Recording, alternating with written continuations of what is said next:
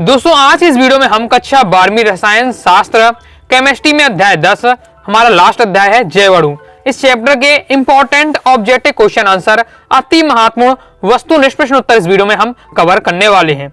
इससे पहले दोस्तों मैंने आपको अध्याय से लेकर अध्याय 9 तक के सभी चैप्टर के important question answer important objective बता दिए हैं और विशेषकर एमपी बोर्ड एग्जाम 2025 को टारगेट करके बताए हैं। एमपी बोर्ड एग्जाम के लिए पूरी वीडियो रहने वाली है क्योंकि प्रीवियस ईयर पेपर में जो क्वेश्चन आपको पता है हाई स्कोर करना है तो आपको सबसे पहले प्रीवियस ईयर पेपर के क्वेश्चन जरूर पढ़ना चाहिए क्योंकि क्या है अक्सर रिपीट होते रहते हैं क्वेश्चन। तो जो हर चैप्टर के जो इंपॉर्टेंट मैं आपको ऑब्जेक्टिव बताऊं चाहे इंपॉर्टेंट प्रश्न आपका क्वेश्चन आंसर बताऊं सभी मैं प्रीवियस ईयर पेपर के मैं क्वेश्चन कवर करके आपको बताता हूँ और जो आ सकते हैं उनकी भी हम बात करते हैं, इसलिए क्रम से आप वीडियो देख लीजिएगा।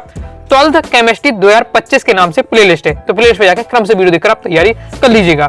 तैयारी जीत की अब की बार 95% पार के उद्देश्य से लगातार बेहतरीन तरीके से तैयारी कर रहे हैं। सबसे पहले तो हमारे यहाँ बहुविकल्पी प्रश्न पहला है इंसुलिन की कमी से होने वाला रोग है। इंसुलिन की कमी से जो रोग होता है वो आपका होता है डायबिटीज होता है। ओके, नेक्स्ट हमारा क्वेश्चन है हमारा कौन सा प्रोटीन रक्त प्रवाह में O2 अभिगमन करता है। कौन सा प्रोटीन? तो हीमोग्लोबिन हमारा इसका राइट आंसर हो जाएगा। आपको पता है रक्त में हमारा हीमोग्लोबिन होता है, वही हमारा क्या ऑक्सीजन का क्या प्रवाह करता है पूरे शरीर में। नेक्स्ट हीमोग्लोबिन में कितनी उप इकाइयां उपस्थित होती है। तो हीमोग्लोबिन दोस्तों आपकी 4 उप इकाइयां उपस्थित होती हैं।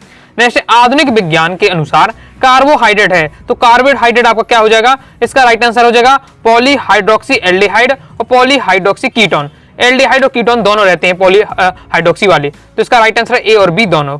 नेक्स्ट हमारा क्वेश्चन है पौधों की कोशिकाओं का महत्वपूर्ण कार्बोहाइड्रेट है वो हो जाएगा आपका सेल्यूलोज। ओके, सेल्यूलोज इसका राइट आंसर हो जाएगा। सभी जीवित कोशिकाओं के अधिकतम प्रभावशाली ऊर्जा वाहक है तो आपका हो जाएगा कौन सा, एटीपी हो जाएगा एटीपी। ओके, एमपी एग्जाम 18 में क्वेश्चन था कौन सा ग्लिसरॉल नहीं है। तो ग्लिसरॉइड नहीं है आपका, तो आपका जो साबुन है वो आपका क्या है, ग्लिसरॉइड नहीं है। नेक्स्ट एंजाइम होते हैं तो एंजाइम आपके किस प्रकार से होते हैं, नाइट्रोजन युक्त जटिल यौगिक है। एंजाइम आपका क्या है, नाइट्रोजन युक्त जटिल यौगिक है, याद करते जाइएगा। बाकी आप क्या है अगर आपने के नोट से टॉपिक पढ़े हैं पूरे टॉपिक अगर आपने तैयार किए, जैसे आपका एंजाइम वाला टॉपिक है, न्यूक्लिक अम्ल वाला टॉपिक है, आपका ज्यूटेराइन वाला टॉपिक है, प्रोटीन वाला पूरा आपका टॉपिक है, कार्बोहाइड्रेट वाला पूरा टॉपिक है, विटामिन वाला, ये सब आपके ये जैवाणु वाले टॉपिक हैं, वो सिलेक्टेड टॉपिक है। सभी आपने क्या नोट से तैयार किए हैं तो ये बाएं हाथ का खेल हो जाएगा, सब आपको आसानी से आप तुरंत ही बता देंगे, फिर आपको डर नहीं रहेगा। आप लोग लगातार कमेंट करते हैं पेपर में ऑब्जेक्ट कहां से आते हैं, तो जो टॉपिक होता है टॉपिक से ही बनकर आपका आते हैं। टॉपिक क्लियर है, आपका कंसेप्ट क्लियर है, आपसे सब वस्तुनिष्ठ आपसे बनने लगेंगे। इसलिए मैं कहता हूं आप क्या है कोर्स को ज्वाइन करके पूरे नोट्स लेकर अच्छे से एक बार पढ़ लीजिएगा। ओके, कौन सा अम्ल एक विटामिन है, तो इसका राइट आंसर देख लेते हैं। तो इसका राइट आंसर आपका क्या हो जाएगा, स्कार्बिक अम्ल क्या है आपका विटामिन भी होता है। ओके, बाकी कोर्स ज्वाइन करना चाहते हैं 90 39 53 40 79 इस दिए व्हाट्सएप नंबर मैसेज करके आप ले सकते हैं। ऑल चैप्टर तो पहले आपको नोट्स मिल जाएंगे डिटेल से, साथ ही all chapter important question answer, all chapter objective question answer, previous year paper, model paper, कई प्रकार के मॉडल पेपर आपको 4 से 5 सेट तैयार किए गए हैं बोर्ड एग्जाम के अकॉर्डिंग, जिससे आप क्या बेहतरीन तैयारी कर सकते हैं। तो कोर्स को जरूर ज्वाइन कर लीजिएगा, पीडीएफ मटेरियल रहेगा, कम समय में अच्छी तैयारी कर पाएंगे। आगे नेक्स्ट हमारा क्वेश्चन है आरएनए में नहीं पाया जाता, आरएनए में दोस्तों थायमिन नहीं पाया जाता, एकदम याद रखना है। आरएनए में क्या नहीं पाया जाता, थायमिन नहीं पाया जाता। ओके, विटामिन बी1 आपका क्या हो जाएगा, तो विटामिन बी1 हो जाएगा दोस्तों आपका थायमिन। नेक्स्ट है दूध में उपस्थित डाइसैकेराइड, एमपी बोर्ड एग्जाम 2019 में क्वेश्चन आ चुका है। तो दूध में उपस्थित जो डाइसैकेराइड होता है वो आपका क्या होता है, लैक्टोज होता है, लैक्टोज। ओके, दूध में क्या है लैक्टोज डाइसैकेराइड पाया जाता है।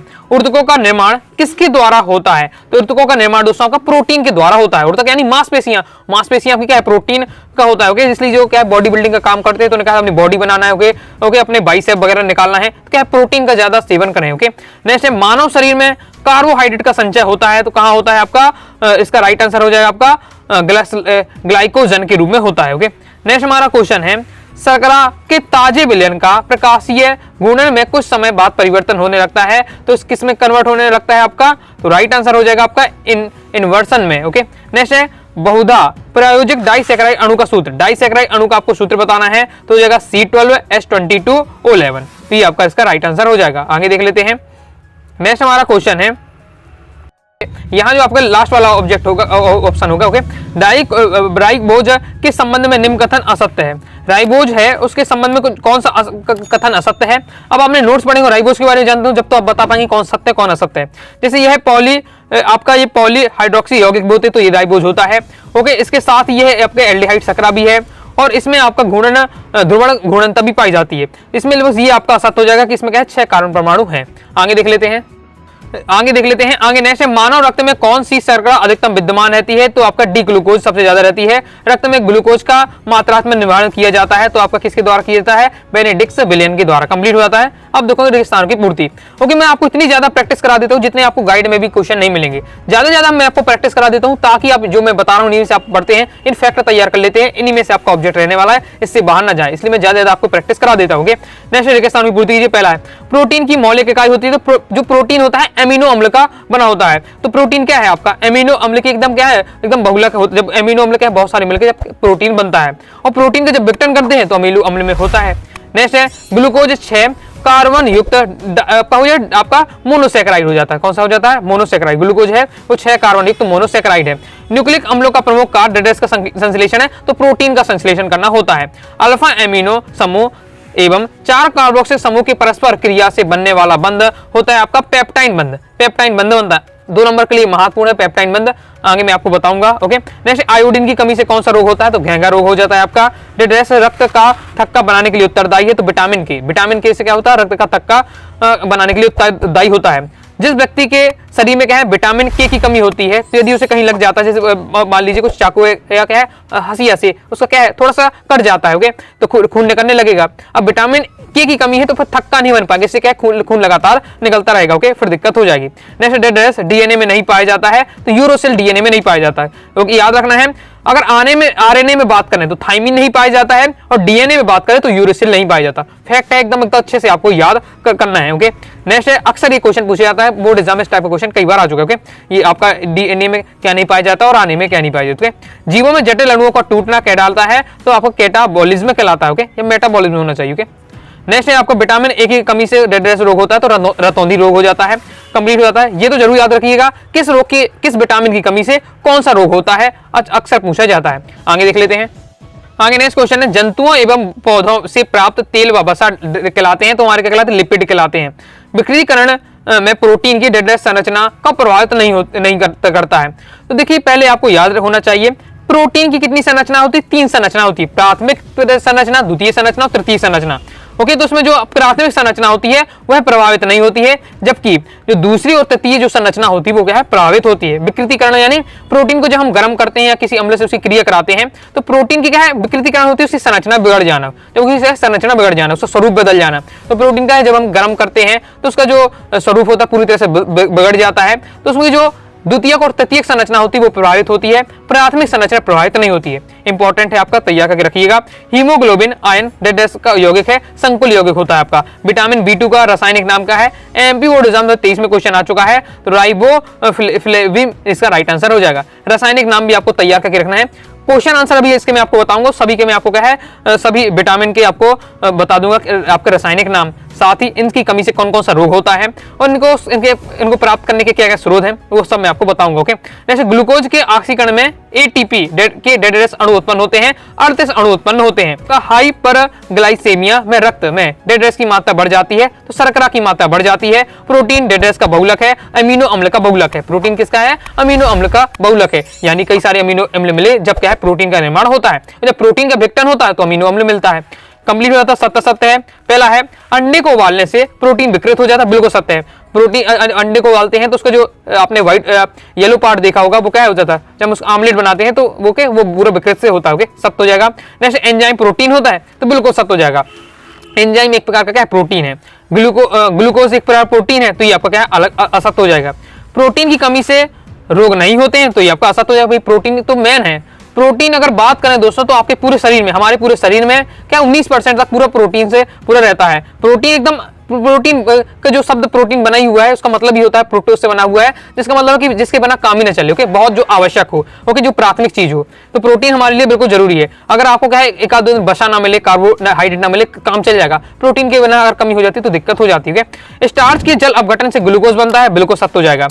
क्रिएटिन एक गोलाकार प्रोटीन है, एमपी बोर्ड एग्जाम 2024 में क्वेश्चन आ चुका है तो बिल्कुल सत्य हो जाएगा। कंप्लीट हो जाता है। आगे देख लेते हैं। अब दोस्तों हम प्रैक्टिस करेंगे सही जोड़ी की, तो देख लेते हैं। दूध शर्करा, तो ये हमारा हो जाएगा क्या? लैक्टोज। दूध में कौन सी शर्करा होती है? लैक्टोज होती है। ग्लूकोज क्या हो जाएगा? ग्लूकोज का फॉर्मूला तो पता ही होगा, C6H12O6। विटामिन सी, तो विटामिन सी हमारा क्या होता है, स्कार्बिक अम्ल। नेक्स्ट है हमारा दोस्तों डाइस्टेज, तो डाइस्टेज हमारा क्या हो जाएगा, स्टार्च का शर्करा में परिवर्तन। विटामिन के, तो विटामिन के होता है रक्त का थक्का जमना, समझा ही चुका हूं, अभी भी आपको बताया था विटामिन के का मेन कार्य क्या है, रक्त का थक्का जमाना। ओके, इस प्रकार से एमपी बोर्ड एग्जाम 23-22 में ये दो क्वेश्चन भी आपके आए थे। नेक्स्ट देख लेते हैं, जो मैं आपको बताते जा रहा हूँ प्रीवियस ईयर पेपर के आपके कंप्लीट होते जाएंगे, तो आओगे इसलिए आपका क्रम से वीडियो देखकर आप तैयार करते जाइएगा, तो प्रीवियस ईयर पेपर की तो अपने आप तैयारी होती ही जाएगी। नेक्स्ट है आपका रिबोज शर्करा, रिबोज शर्करा हो जाएगा आरएनए में। स्टार्च की हम बात करते हैं तो पॉलीसैकेराइड है। सुक्रोज की हम बात करते हैं तो हमारा क्या है, C12H22O11, ये होता है सुक्रोज का फॉर्मूला। ग्लूकोज का जो फॉर्मूला है C6H12O6, इसी बार से सुक्रोज का फॉर्मूला याद रखिएगा। ओके, नेक्स्ट है आपका एल्डो हेक्सोस, तो ये दोस्तों आपका हो जाएगा क्या है, ग्लूकोज है, कंप्लीट हो जाता है। नेक्स्ट सही जोड़ी देख लेते हैं। ओके, कई प्रकार से मैं हर प्रकार से लाता हूं कि इससे बाहर ना जाए, इसी में आपकी पूरी प्रैक्टिस हो जाए। ओके, कहीं अलग से आपको भटकना ना पड़े। जैसे ग्लूकोज, तो ग्लूकोज का हो जाएगा आपका क्या है, पायरेनोज वलय। अमीनो एसिड, अमीनो एसिड आपका पेप्टाइन बंध। नेक्स्ट है कार्बोहाइड्रेट, तो कार्बोहाइड्रेट मोनोसैकेराइड हो जाएगा। रक्त का थक्का, तो रक्त का थक्का हो जाएगा दोस्तों आपका क्या है, फाइब्रोजेन, मतलब जो फाइब्रोजेन के कारण क्या है, रक्त का थक्का जमता है।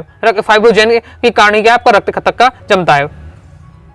नेक्स्ट हमारा है आपका फैक्टोज, तो फैक्टोज हमारा क्या हो जाएगा, नोज वलय। बालों का झड़ना, तो बालों का झड़ना हो जाएगा दोस्तों आपका बायोटिन, कंप्लीट हो जाता है। नेक्स्ट और देख लेते हैं, इस बार से जोड़ी हमारा विटामिन B12, तो विटामिन B12 का ये हमारा दिया हुआ है आपका सूत्र। फिर हमारा प्रोटीन हो जाएगा आपका केरेटिन, विटामिन डी का ये आपका दिया हुआ है सूत्र, तो ये आपको तैयार करके रखना है, कंप्लीट हो जाता है। आगे देख लेते हैं।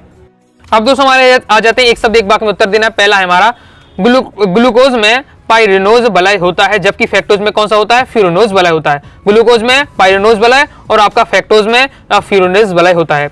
नेक्स्ट मोनोसैकेराइड कार्बोहाइड्रेट का एक उदाहरण लिखना है, तो ग्लूकोज क्या है आपका, मोनोसैकेराइड कार्बोहाइड्रेट है।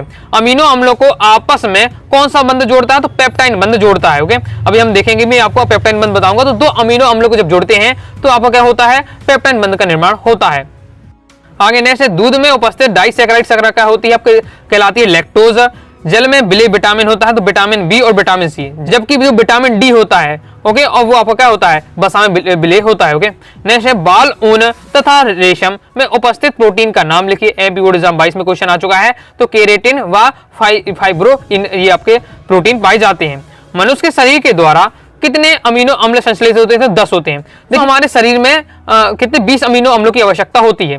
ओके, मतलब 20 अमीनो अम्ल चाहिए, जिसमें 10 तो हमारे शरीर में ही मिल जाते हैं, 10 तो हमारे क्या है, शरीर में ही मिल जाते हैं, इसलिए हमें क्या है, अनावश्यक अमीनो अम्ल कहते हैं। अनावश्यक क्योंकि हमारे पास ऑलरेडी है, हमारे शरीर में ऑलरेडी है। ओके, मिल ही जाते हैं, प्रोटीन के विघटन से हमें 10 अमीनो अम्ल मिल जाते हैं।